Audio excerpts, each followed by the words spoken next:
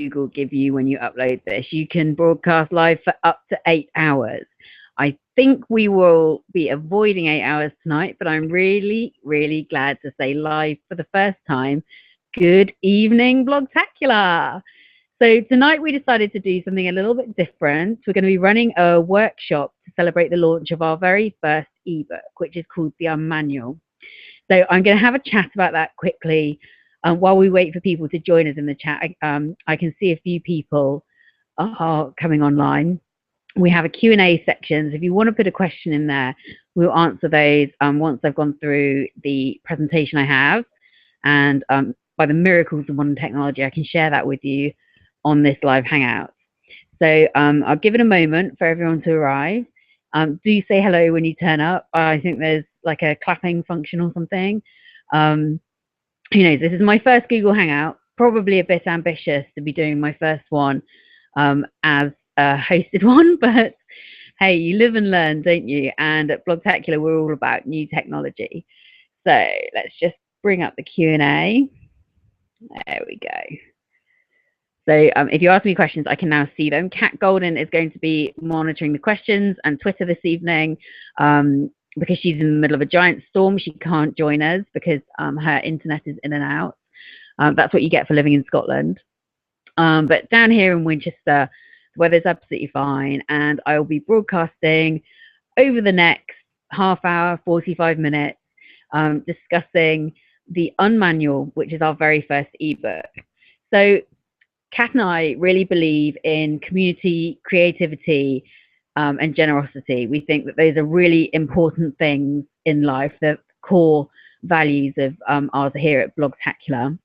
Do somebody tweet me if you can't see this at all, or if you can't hear me. My goodness, I should probably just go and check at Twitter. Okay, I'm going to tweet now. This is getting very, very difficult.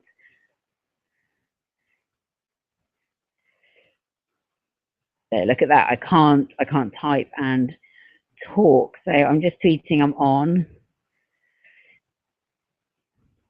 Okay.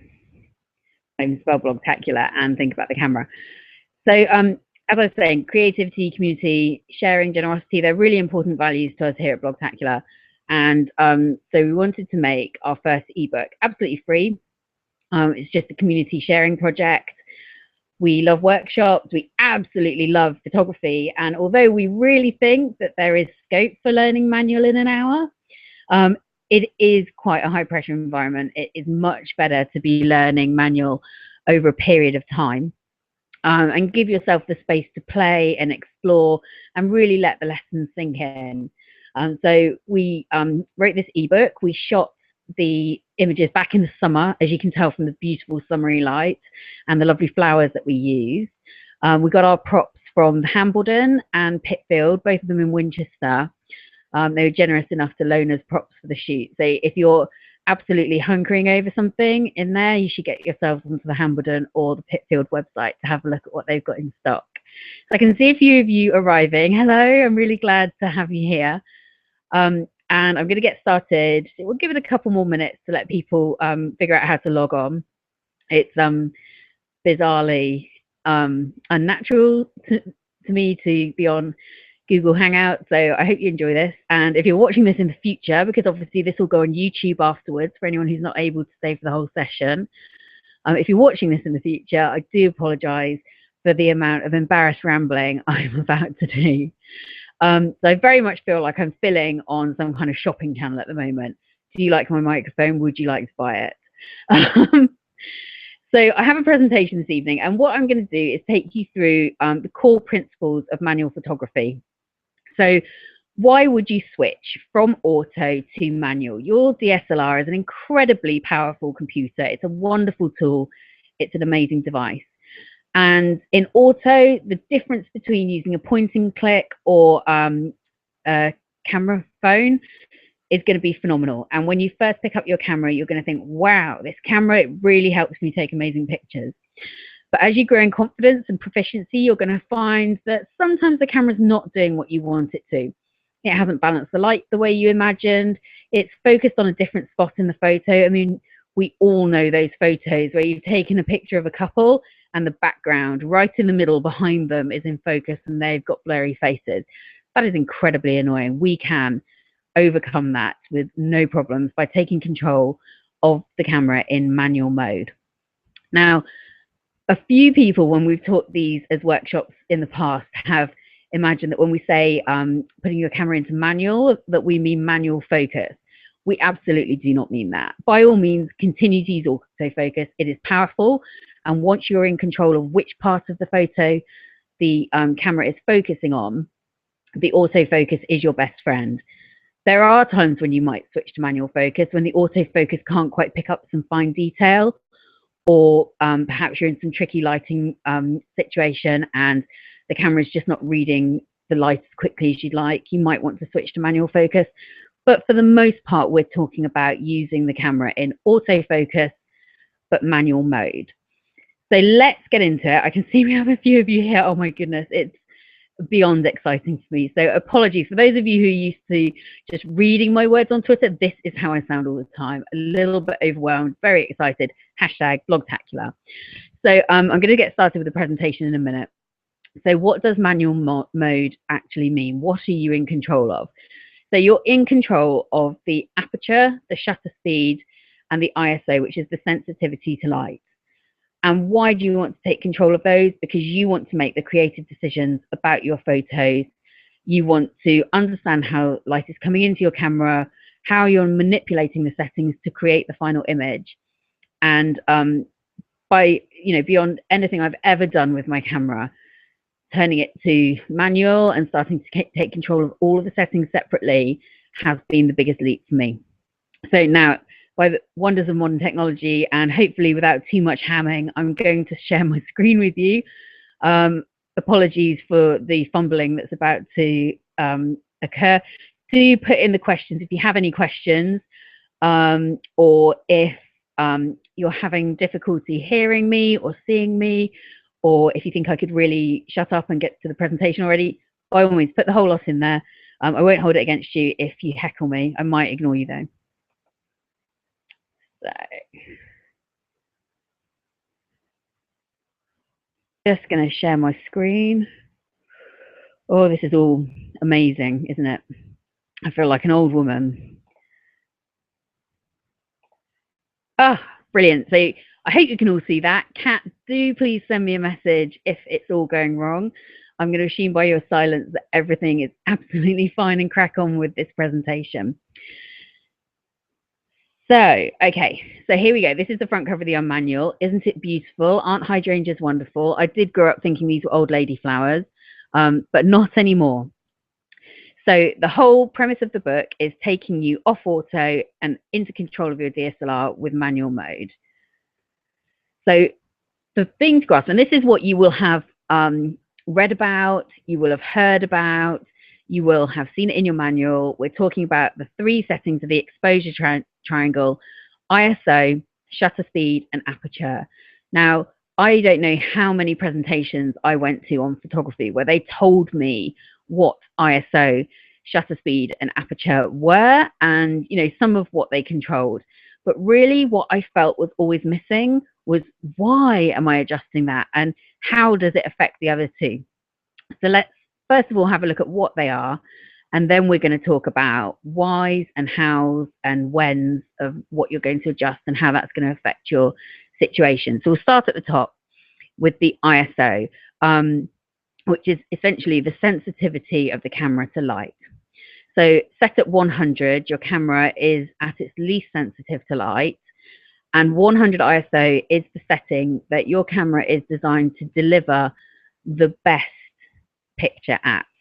So if you take one thing away from today when you're working in manual, is ISO going up is generally the last setting that I would change if I can help it. I would keep my ISO as low as possible. So ISO runs from 100 to over 1 million, depending on which camera you have. Most of you will probably have a camera that runs to about 64,000 or so. And as you can see on our diagram here, at 100 you have low grain, and at 6400 you have you have high grain. Now, what does grain mean? So grain is essentially digital noise. And by noise, we actually kind of just mean interference in the pixels. It looks a bit grainy. It's like there's sand on the image. And sometimes that can be wonderfully moody. But many times you don't want grain. It's imagine when you take a picture with your iPhone at night and it's really sort of pixelated and not very great quality compared to taking one in the middle of the day. That's the difference between low grain during the day, high grain at night. So that's the camera making that decision for you. Your iPhone is going to bump the ISO at night to get that photo exposed. So ISO is your sensitivity to light. Aperture is the width that the shutter opens during its exposure. And I should say, when we say exposure, we're talking about the amount of time light has to enter the camera and be recorded by the sensor or by the film if you're shooting with a traditional SLR. So the aperture is the width of the shutter during that exposure. A low number, so 1.2, 1.4, is going to be your widest aperture setting. And a high number, so up to 22, is going to be your smallest aperture setting. So when you're on a high number, you're going to have like maybe just a pinprick open for light to travel through. And when you're on a low number, you're going to have like as wide as the lens nearly for light to travel through and hit your sensor. And typically this changes the amount of the photo of the picture that's in focus. So when you have a really wide aperture, your light is coming in from a wide angle and crossing over, and you'll have just a short part of your picture in focus, and then you'll get those lovely blurry backgrounds that we all hanker after. So if you're looking to get lovely blurry backgrounds, I would start setting your aperture from 1.8 to 2.8 to start with. Have a feel around there. Absolutely lovely. But that's not always what we want to achieve in a photo. So if you were taking a picture, say, of a beautiful windswept beach, you would probably want everything from the foreground all the way back to the cliffs in the background with the sea in focus. And you would use a smaller aperture to do that. The light comes in at a different angle, a deeper field is recorded. So that's what aperture does. So it essentially sets the depth of your field, and it's loosely based around the it sets the depth of your field, and this is related to the angle of light coming into the camera through the shutter. So you get a much wider angle when you've got a wider aperture. Next is the shutter speed. So that's literally how long the shutter is open for, so how long the light has to be recorded. So we've so far looked at the sensitivity of the sensor to light, and we've looked at the width the shutter opens, so you know how much of the field is coming in. Now the shutter speed is the length of time that the shutter is open and the sensor is exposed. So something that's very slow would be a shutter speed not classically coming from 30 seconds up to, say, 1/100th of a second. Those are your slow speeds. And then your camera, depending on how up to date it is and what the spec is, may go up to 1/4000th of a second, as we've got in the diagram here. So when you're thinking about the kind of motion that you want to capture, if you have something moving very fast, like a racing car, you might want to freeze that motion so you get a very sharp picture of the car seemingly standing still but going around the track. You would use a very fast shutter speed. If you wanted to take a picture of cars and sort of blur the movement, so you'd get a lovely line of the cars moving across the road, you would use a very slow shutter speed. Now, we call it an exposure triangle, not just because there are three things, and three fits into triangle quite nicely, but because each of these adjustments is connected to the other two elements. So, for example, if I have a shutter of 2.8, an aperture, sorry, of 2.8, and a shutter speed of 100, I can get the same exposure by moving the shutter down one stop to 2.5, I think it goes to next, or 2.2, and the so the aperture down a stop, sorry, and the shutter up a stop. So one adjustment in one direction on the aperture is equal to one adjustment in the other direction on the shutter. So if I open my aperture and let in more light, I can speed up my shutter and return it to the same net amount of light coming into the camera. And the same with ISO. If I push my ISO higher and increase the sensitivity of my sensor to light, then I can potentially use a faster shutter speed in a dark situation. So that's our exposure triangle. Do you put your questions in the Hangout? I can't currently see them, so I will come to them after I've come out of the presentation. So if any of that didn't quite make sense, or if you have a question relating to that, pop it in the Q&A section and I will get to those questions. I have also got some from email, not just about manual photography, but a couple about photography in general. So the next piece of information, and this is the one I felt was really key that nobody ever really explained to me, is the light meter on your camera. Now you'll see it on the back of your camera. It's kind of a scale that moves from side to side with a little bar that blinks sometimes, and sometimes it's in the middle, and sometimes it's at one end, and sometimes it's just flashing at you and you're not really sure why. I mean, you might be sure why. I never was when I went manual. And you can also see it when you look through your viewfinder at the bottom of the frame. And the light meter is essentially giving you an indication of when that picture is going to be correctly exposed. And that's going to be when it's in the bar that moves, is in the middle of the meter. So you see we put an arrow here on our chart. Now our chart here depicts a Canon light meter. Nikon users, just be aware that yours is reversed from the explanation I'm about to give. So in the center, you can justly expect in the majority of situations, your picture is going to be correctly exposed. Now, if the bar moves to the right, that's starting to tell you that there's more light coming into the camera than you need. And that's going to overexpose the picture. And we'll talk about over and underexposing in a minute and what that actually means for your pictures. If the bar moves to the left, it's saying that there's less light than the camera needs to expose that picture properly, and you're going to get a darker picture, so it will be underexposed. Now, it's really important to note that actually your light meter isn't always correct in every setting. Now, we do have a section on this in the ebook called When Your Light Meter Lies, and a really good example of that, and one I'm hoping to see soon, is when it snows. Have you ever taken pictures in the snow and they're either really dark and dingy when you're looking out there and it's incredibly bright to you, or they're sort of really sort of dark and blue? That's because your camera is reading all of that light coming from the snow, all of that whiteness, as pure light. And so it's compensating the exposure by underexposing it to get a correctly exposed image based on just sort of the parameters that are programmed into it. Imagine it's almost like the Google algorithm. Sometimes it's not going to be right because it's not thinking in the same way you are. So when you would be shooting in manual, you could look at where your light meter is, take the photo, and then by looking at the back of the camera, you can see that's coming out quite dark.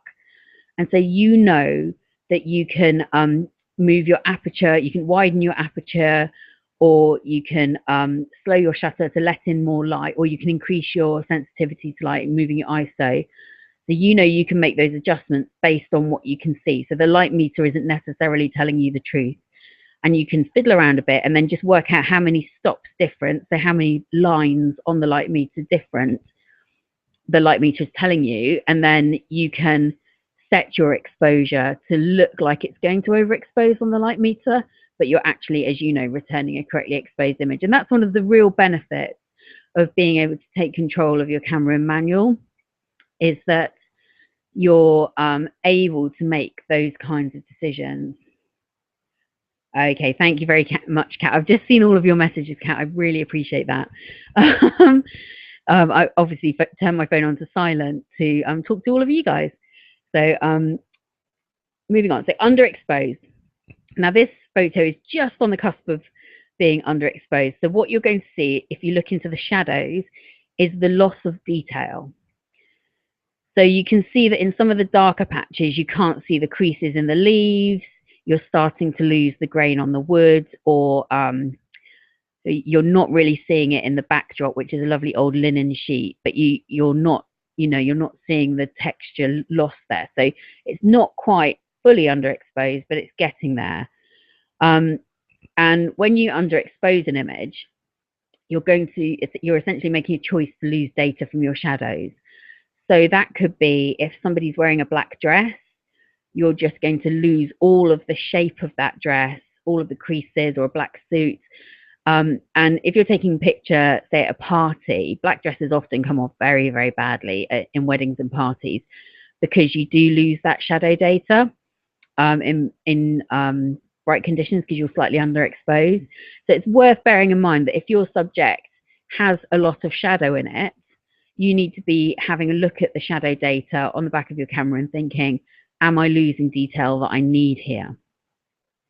So an overexposed image is the opposite. You're going to lose data from the highlights, so the bright bits, the white bits. And you can see we've really overexposed this one. So you almost can't see the wood at all. The background cloth, which you could see had loads of lovely texture and was like a lovely oatmeal color, is looking bleached and white. And there's data missing from the peonies. So essentially, instead of not recording data in the way that you lose it when you underexpose, so you didn't get enough light from that area to record the shapes, here you've recorded so much, there's so much light gone onto that one area that the sensor's overloaded. So it's literally not returning anything anymore. It's just white. You've completely whited that out. And this is correctly exposed. So you can see all of the different creases, all of the wood grain. You can see in the petals, where even in the shadowed areas, you can see the very soft rippling of the petals. And on the edges of the petals, we're starting to get close to blowing out those highlights, but we're not quite there. It's very, very close to the wire, that one, but it very nicely shows how to keep your image correctly exposed. And that's what we're always aiming for. We're looking for correctly exposed images for, in normal conditions, the light meter to land in the middle, and to make sure that we're not going to get camera shake. We're not going to have a depth of field so shallow that you lose the person standing next to the person you've taken a photo of because they're at a slight angle. So I'll talk about those in just a moment. So here, oh, my Google Plus is playing havoc with this. Right, so here you can see a difference in ISO. So the image on your left is taken with an ISO of about 1000, and if you look very carefully, say at the vase, you can see that there's some grain on the left-hand side of the vase. It's quite hard to see, unfortunately, depending on the size of your screen. Mine's quite small. Whereas you can see in the image with the ISO at 500, there's less of that grainy texture on the vase. So I can't quite see which settings this has been set at, because I've got a message from Google down at the bottom, so I apologize for that. Ooh. There we go. Sorry, so I can't quite see the rest of the settings. But essentially what you want to do when you're experimenting, I really recommend taking your camera either to like an event or a day out or something and going crazy, changing all the settings, seeing what happens, going to sitting around the table, taking pictures while you chat of each other, changing those settings. So, experimenting with the slow shutter speed. How slow can you let it be before you're getting blur from your camera shake or from somebody's movement?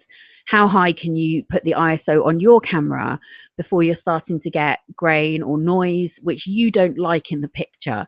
And especially when you're taking pictures of people's faces, the reason that people airbrush and use softening on faces is because that texture there doesn't work very well with skin. So if you're adding texture by adding grain to somebody's portrait, that's not going to work out so well for you. Right. Oh, let me come back to the Google Plus Hangout. Oh, where is it? All you can see now is just me having about. There we go. Ending the screen share. How do I end the screen share? This is terrible.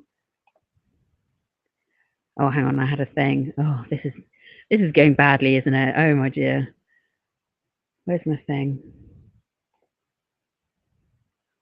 No. Okay, somebody tell me in the comments, or Kat WhatsApp me, have I ended the screen share? At the moment, I can see the Hangout. No, I've ended the screen share. Somebody's telling me I've ended the screen share. Brilliant. Oh, do forgive me for my technological faux pas, especially if you're somebody who looks to me and thinks that I know everything. I know nothing. I'm making it all up. So let's have a chat about some of the different settings and some of the norms that Kat and I will use. So I talked a little bit a moment ago about camera shake caused by your hand. I haven't got a camera next to me. I'm using the camera, that's why.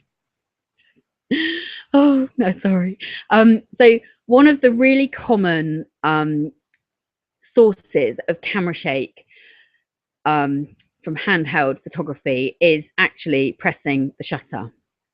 So like have a go with your shutter, really mash it down, press it hard, and then see how much your camera is moving, and then get used to just squeezing it. And as you squeeze it, pushing like with your hands, so to keep it all steady. One of the other ways you can steady your body is to bring your elbows really in tight, to have your legs stood a little bit apart, shoulder width apart, so you've got a nice firm base. No standing on one leg, no leaning on anything. Nice firm base, elbows into your side, camera held close to your face, just like this microphone. And then keep that shutter really steady, squeeze it. Now, I do know some people who probably don't even breathe when they're taking their photos because they don't want that camera shake to sneak in. The other great way to avoid camera shake, and it's brilliant at this time of year where there's not much light around, you want to slow your shutter right down, especially for still life, for tutorials, DIYs, meals that you've cooked, the kind of things that we're taking pictures of as bloggers that are very, very hard in winter because there's not much light to have. Get a tripod. Get a really good tripod. We love Manfrotto. And then you can slow your shutter down and you can take pictures at, if you need to, 10, 15 seconds exposure to let those tiny bits of light from winter come into your photo. So you can have your aperture set how you want to. You can have your ISO at 100. And because what you're taking a photo of isn't going anywhere, you can set that shutter slower. So for example, I did some pictures the other day of some rooms that had been renovated at a local hall, and they just wanted some photos done. Now it's not very bright at the moment. I was in there at 9 in the morning, so the sun wasn't on the room, so I wasn't going to get a light shot. So I just set my camera on a tripod. I turned it to a 2-second delay. So after I pressed the shutter, the camera then takes 2 seconds before it takes the photo, because that means that I can take a step back from the tripod. And then my exposures were up to 20 seconds long. And that was to gather all of the light from the setting. I had a very small aperture, so probably about 11, I think. So I'm letting all of the detail of the whole room, so it's in focus from the foreground to the background, not letting much light through that little aperture, but I'm letting the light in through my slow shutter. So then I had really crisp, well exposed, but not grainy photos to use for this haul. And that's absolutely brilliant in winter. It's invaluable knowing how to manipulate your camera like that. And camera shake is another reason why I would always recommend going manual. And if you think about taking pictures of any moving object, so people are moving objects, you yourself, your hands will move, your hands will shake, you will breathe eventually, hopefully. And you don't want your shutter to go below about 1/100. And I'm talking about using a 50mm lens here. One good rule of thumb for shutter speeds is it's twice the length of your lens. So with a 50mm lens, I wouldn't go under 1/100. And the reason for that is that's when the shake is going to creep in. So if you're using a 300mm lens, you're going to be using quite a fast shutter anyway. At that point, so if you were, say, shooting an aperture priority or shooting an auto, your camera might be messing with your ISO and pushing it really high, but it might also slow your shutter down. I was using somebody else's camera the other day and they had it in auto and it wasn't a camera I was familiar with, so I kept it there. I was taking a picture and I looked at the settings and it had set it at 1/30, so a 30th of a second. So if you think about how much time something has to move, and it's a fraction of a second, but it's a big enough fraction for movement of a hand, movement of a face, all of that to make a difference to what you're doing. So shutter speed, when it's handheld, keep it above 1/100. We have got that in the book, so don't worry too much if you're trying to take notes while I'm talking. We do have that in the Unmanual book, which you can download from the Blogtacular website. Just blogtacular.com/unmanual. Very simple.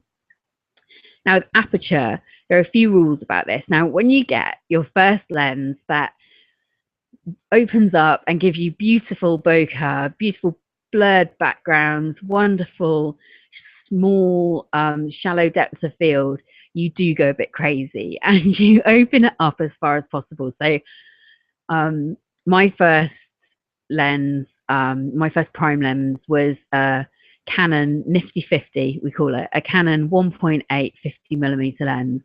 So that opened up to 1.8. Now my kit lens hadn't opened below 3.5 or 4, depending on the focal length. And that's what you'll find with zoom lenses and with kit lenses, is they're not going to have the big apertures. So I bought this beautiful Nifty 50. It's a real bargain. I think it's about £70 for a lovely little lens. Really, really handy. Great blogger lens. For Canon users, I think Nikon have a really comparable one.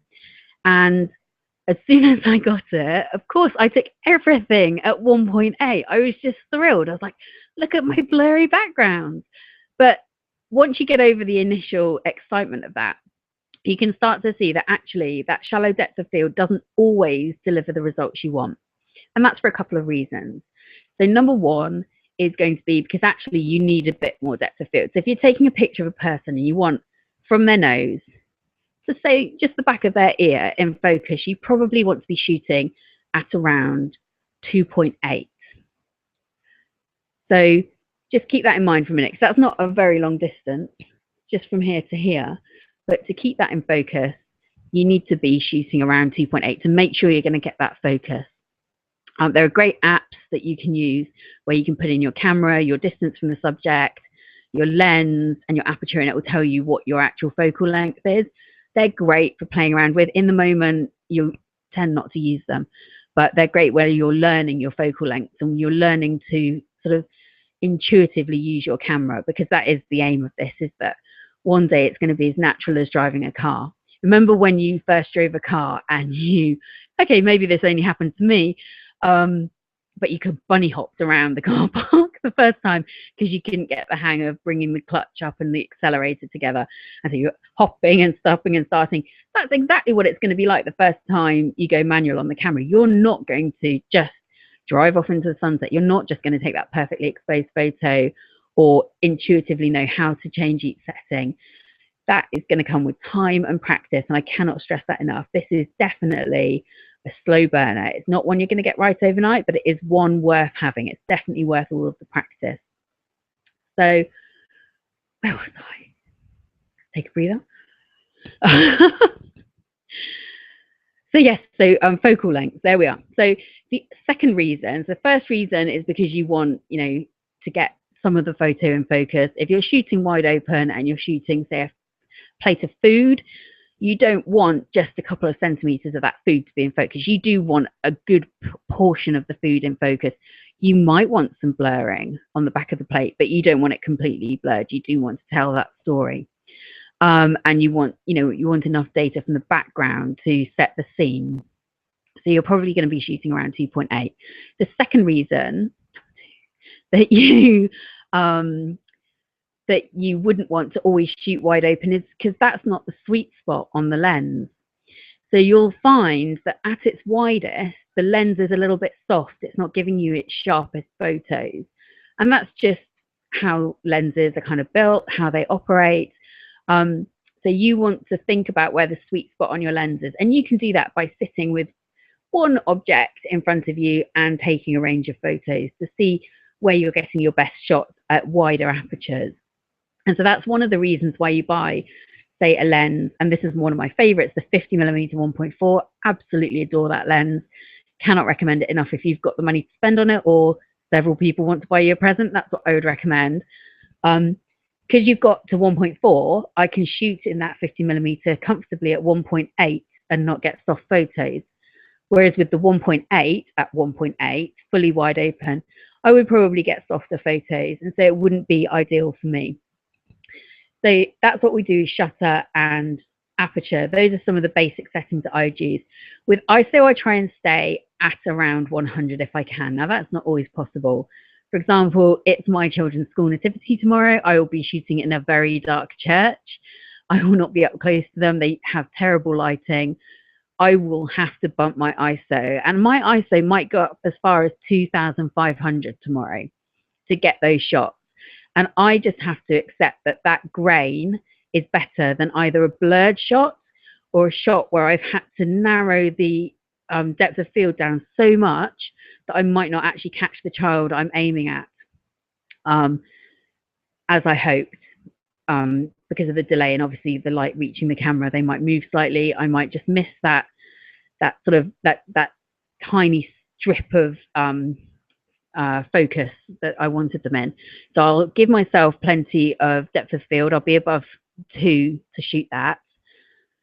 I'll have my shutter around 80, maybe 100 tomorrow, and I will bump my ISO. So that is one situation where, without a doubt, my ISO will go up, and I will sacrifice the grain in the image rather than sacrifice the actual image. And this is one situation where you kind of have to prioritize what you want. So I want an image that isn't ruined by movement blur, and I want an image where the child's face that I'm photographing is in focus. That's really important to me. That's, that's why I'm taking the photos. I'll be sharing the photos with everyone who has a child in that play, so it's important to everyone. What's not so important is whether it's a grainy image.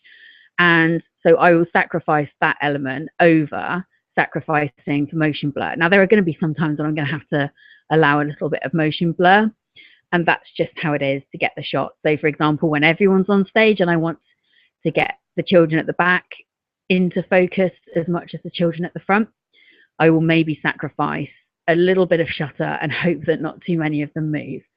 But again, that's a judgment call in the moment. And that's one of the things that when you're going manual, you really want to think about, what am I trying to achieve? So what are my priorities in this shot? And as I say, at some point that's going to become a split-second decision, just like when you're driving your car and you make split-second decisions about how you control that car in a situation.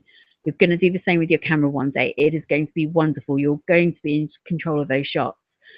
And that comes through practice. And so now you're going to take a lot more time thinking about it, just as your driving instructor sat alongside you. Am I going too far with this metaphor? Let me know. Just as your driving instructor sat alongside you saying, now we're coming up to a junction, what do you need to check to get those processes in your head? So you're going to be saying to yourself, now I'm taking pictures inside a church. What do I need to think about? I need to think about where the light is coming from, how much light I've got. I need to maybe do a couple of test photos before I start today, just to see what I'm getting on the back of my camera. And then you can work out from there what you're sacrificing and what you're not sacrificing. So I've done a lot of talking. I'm going to come up with my 3 favorite things, I think, about shooting a manual. So the 3 things that made the biggest difference to my photography. And then I'm going to turn it over to you now. I would really, really love it if some of you could ask me some questions, because I love any excuse to show you what I know. I'm a total shameless know-it-all. If you don't have some questions, I have some already, so don't worry about that. But I really would love it if you've got some questions. Pop them in the Q&A section in the Hangout, or tweet them to Blogtacular or on the Blogtacular hashtag, and Kat will ask them to me. So I'm sorry, I'm going very fast here. So my 3 things about shooting in manual. Okay, number 1, back button focus. Now we show you how to do this in the book, and I think you're really going to love it. So instead of when you have to press your shutter and the camera focuses, you're going to use a button on the back of the camera to focus. Now, why this is great is that you can focus a shot, and then when you press the shutter, that focus isn't going to change. Without a doubt, absolutely groundbreaking for me. Alongside that, and this should probably be 4 things I love about going manual, but alongside that is selecting the point of focus. So you can set your camera up so that instead of the camera picking where it's going to focus in the shot, you will pick where it's going to focus in the shot. So, for example, if have you ever had to take a picture where you've moved your camera to focus on what you want in the foreground and then moved it back to retake the shot? Now, obviously, the distance on the triangle, you're not going to quite get the same distance once you've moved your camera back. So it's going to be slightly soft, but it will still achieve what you want. That's very annoying to do. But if you could pick which area is going to focus, instead of looking at what you want, you just move the point to that area of the camera that you want to focus on, and then you take the shot. And with back button focus, you can focus it and then wait for the shot to happen.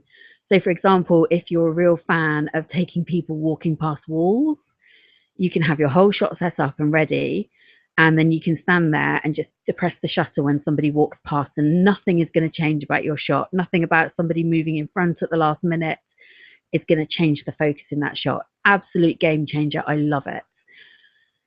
So my next favorite thing about shooting in manual, and this is kind of linked, and that was starting to really understand where I want to put the focus in an image. So really understanding, because I'm in control of it, how the image is going to be focused and where I'm going to put the focus. And for me, one of the biggest changes this has made to my photography is in taking pictures of people.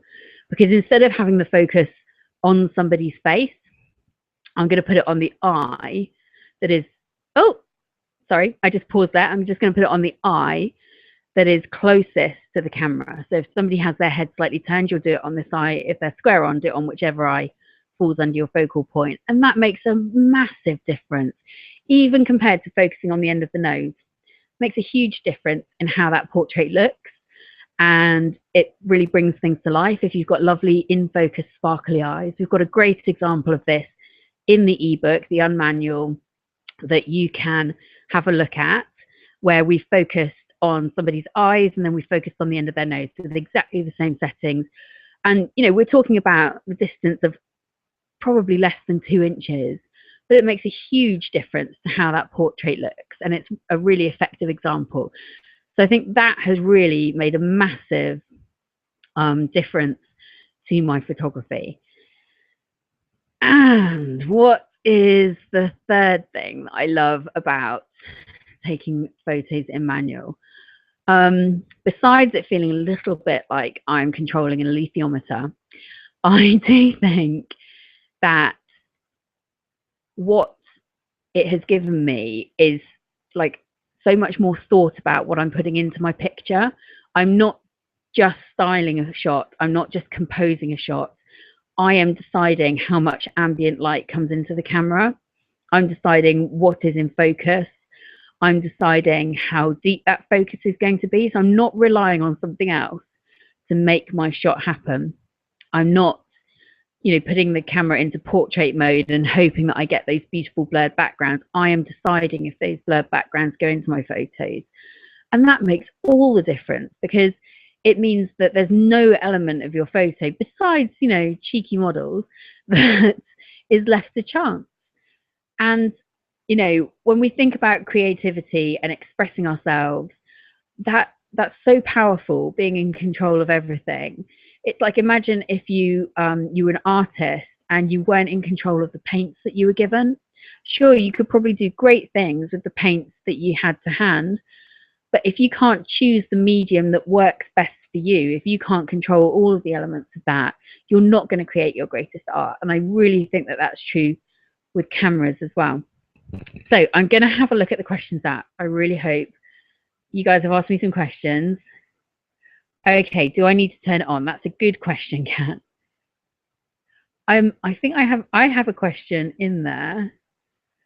Can anyone let me know if they can see the questions app? You might need to hover on this side of me and click the Q&A button to make the questions column appear. Do you want to tweet us if that's not working for you? I'm just going to have a quick look at Twitter. Oh, here is a great question. So from Emma J Designs on Twitter. Thank you very much, Emma. I really appreciate this question. My images look a bit fuzzy. How can I make my shots clear? She doesn't have a very expensive camera. That's absolutely fine.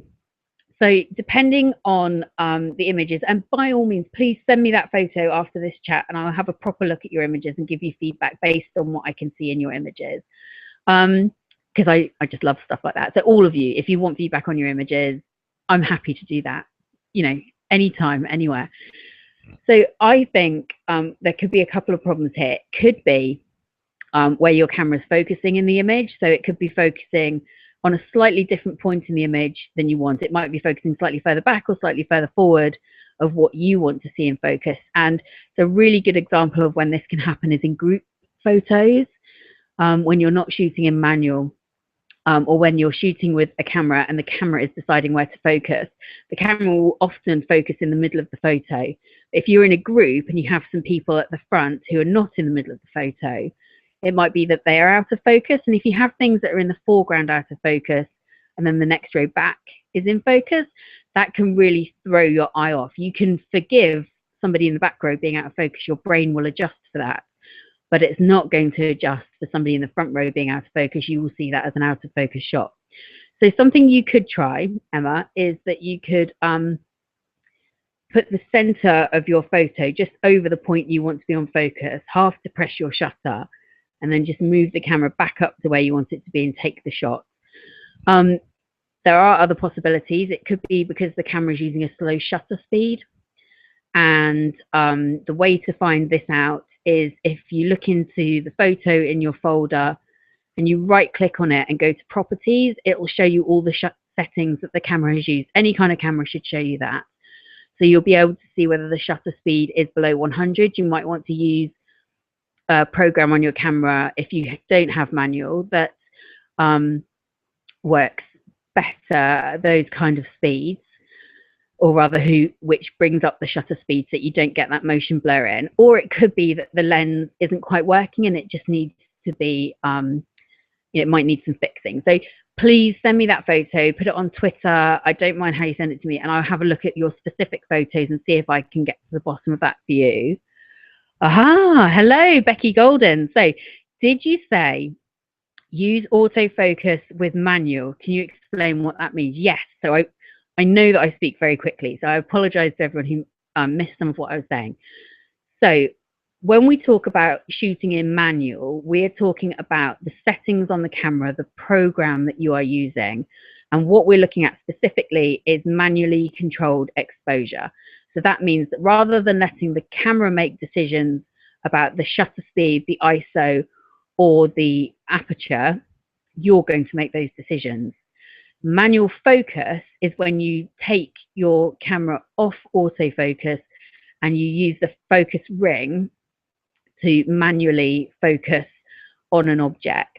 Now, in general, when Kat and I use manual and when we teach these classes, we're talking about just taking control of the exposure and taking control of some of the settings that control autofocus. So as I just described, using back button focus and manual point selection, but still letting the camera focus, because in the majority of cases, it's going to be faster and better than you at getting a sharp image on that one point that you've selected.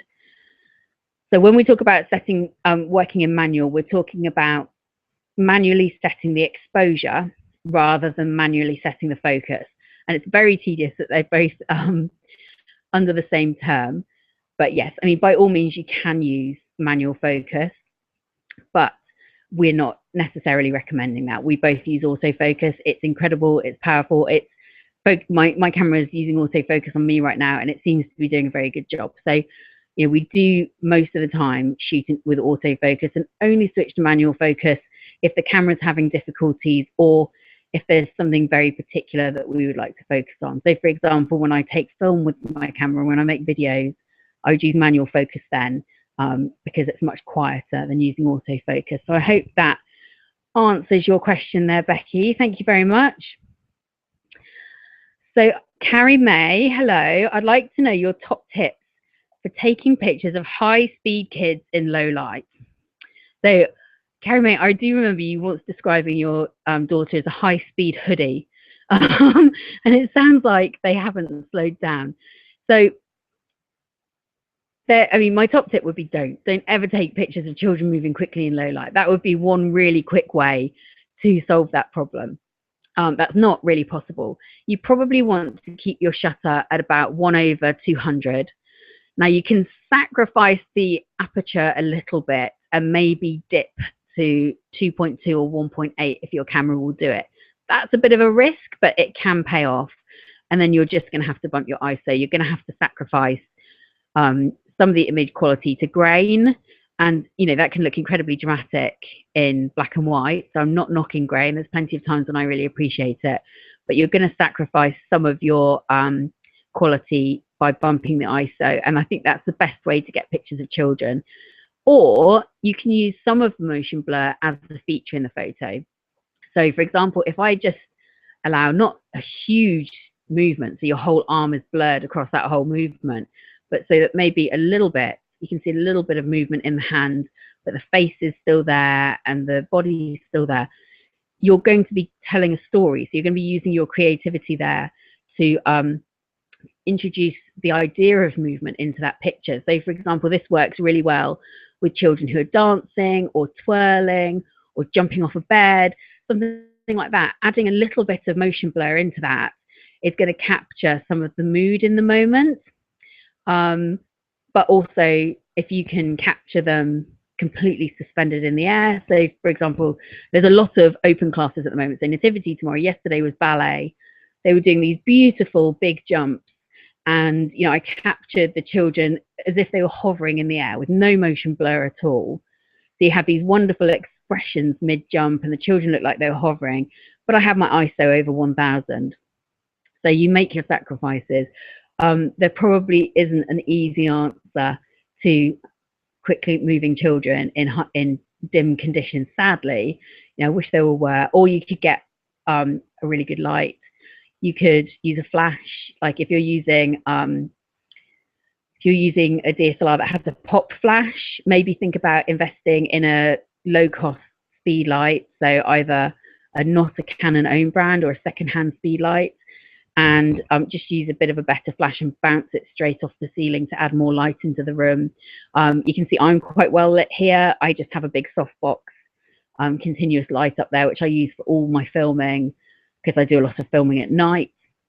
So, you know, I think if we were taking pictures, opening presents around the tree in this room, which doesn't have a window, I would probably just pull one of these lights out and give myself some more light in the picture. So I hope there's a bit of help in there for you, Carrie, and I hope your high-speed hoodies calm down a little bit and settle down for photos. Let's see what we've got next. Okay, so we had a question on email. Please forgive me, I've forgotten your name, but I had a question about, in general, what's my advice for improving image quality with any kind of camera?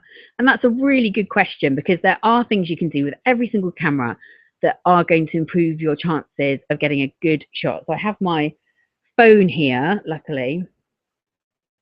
Oh, if you want to ask a question, Kat's just told me, you need to click on the icon with 9 squares in the upper right-hand corner.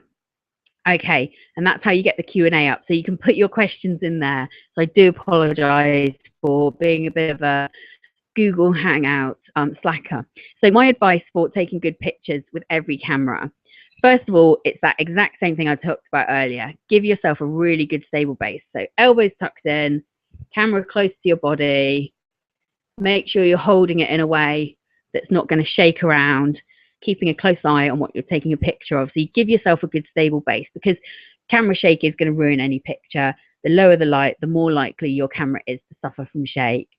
Or if you're like me, I have like a natural shake in my hands, so I have to be really careful at slower shutter speed. So elbows in, feet shoulder distance apart, sink down into yourself, feel your bones supporting you, get that camera close to you, especially if it's one that you have to hold out and look at the screen on the back to take the photo. Our tendency is to hold those away from us and to hold them like this. But you can see when I press the shutter,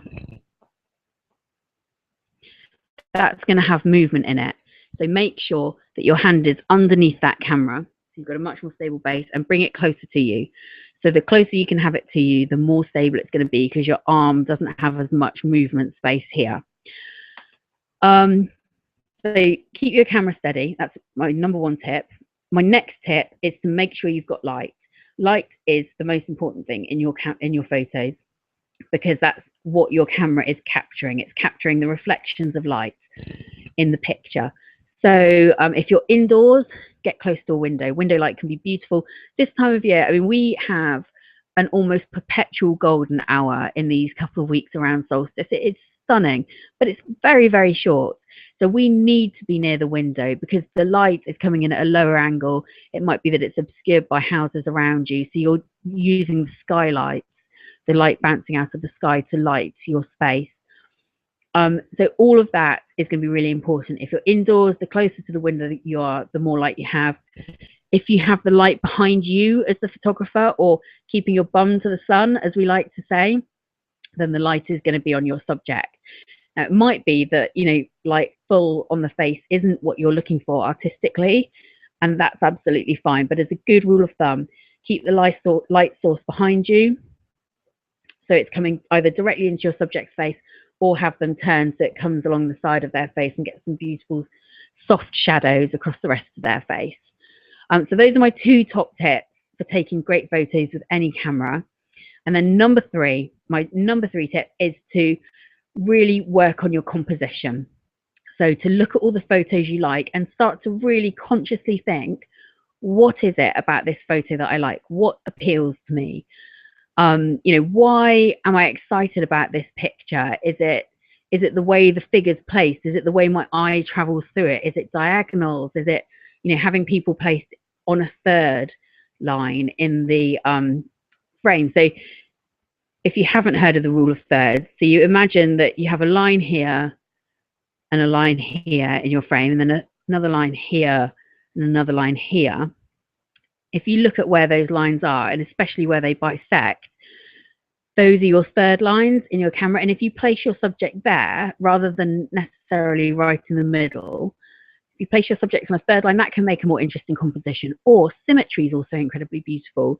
So I don't know if you've seen that Instagram feed where they do symmetrical breakfasts. Is it called the symmetry of breakfast?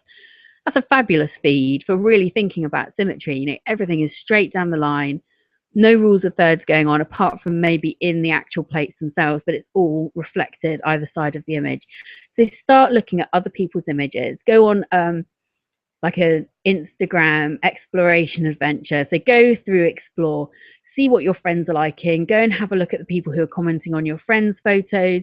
Go and have a look at the people your friends follow. Really get yourself involved with what it is that is speaking to you about a photo that you like. Because if you gasp and think, that is a really good photo, I wish I'd taken it, really think to yourself why, and then start applying those thoughts to your own photos. So when you take a picture, stop and think for a moment, how am I composing this? Would I be better at a lower angle? Would I be better at an oblique angle, so that, you know, this wall comes towards me in a lovely diagonal line that expands? Or would the wall be better directly behind my subject, so to provide some lines horizontally? So start to have those conversations with yourself and take loads of photos. I know that's a fourth tip, and I said I was going to do 3. Take loads of photos, because it's really only through taking hundreds and hundreds of photos that you are going to be the photographer you want to be. Nothing ever comes easy. It's going back to that old metaphor that I'm really flogging tonight of learning to drive. It was only after lots of lessons and then many years and many hours of driving later that you have become as good a driver as you are today. And through many more years of driving, you will become a better and more experienced driver. And it's exactly the same with your photography. The more you do it, the more photos you take, the more you think about what you're doing, the more conscious you are, the more you give yourself challenges and keep that creativity alive and the excitement about taking photos, the better your photos will become. And we've taught hundreds of people these classes and workshops and with our ebooks, and we've seen people just completely take off with their photography because they were spending time thinking about what they were doing and giving it the same kind of thought and consideration that they gave to any skill that they wanted to learn. And it's phenomenal what giving your photography that kind of attention can do. So those are my tips. Steady base, think about where your light's coming from, get it behind you, and think really hard about composition, both inspiration from others and how you're taking that photo. And I really guarantee that your photos are going to get better. So let me just see if there are any more questions. Now, if you haven't worked out where the questions thing is, there's a little top right corner. I don't know which side is right. So maybe it's that side, maybe it's that side. There's a little button you can press, 9 squares in it, and then you should see a Q&A icon that you can click on and you can add a question. Let me just double check on Twitter. Oh, yeah, Kate A. Davis, I can't believe you have missed this Hangout. That was terrible. Lots of people missing the Hangout. The good news is that we were going to put it on our YouTube channel. So you will be able to find the Hangout. You'll be able to watch me making a ham of myself all over again, which I know you're all going to love. So if there are no more questions tonight, I'm just going to give it one more minute because we have actually come to the end of our normal Blogtacular chat time. Just like the Twitter chat, this has really flown by. And although it feels very one-sided, normally I'm avidly listening to what everyone else thinks. I really enjoyed doing this Google Hangout with you. Let us know if this is something you would like to do more often. Let us know if you would like us to work this kind of content into the conference. If you're coming to the conference or if you're looking to speak at the conference, we will have details of that on our mailing list in January. So that's something to look forward to in the new year. Oh, have I found another question? No, I haven't. It's all right. It's just the computer going crazy. So I'm going to sign off now. So thank you all for joining me. It's been a real pleasure. And next week in the Blogtacular chat, it will be our end of term party because it's Christmas. We will have music. You're welcome to bring snacks and games. And we will chat about all of the good things that have happened in 2014 and all the things that we're excited about in 2015. Thank you very much.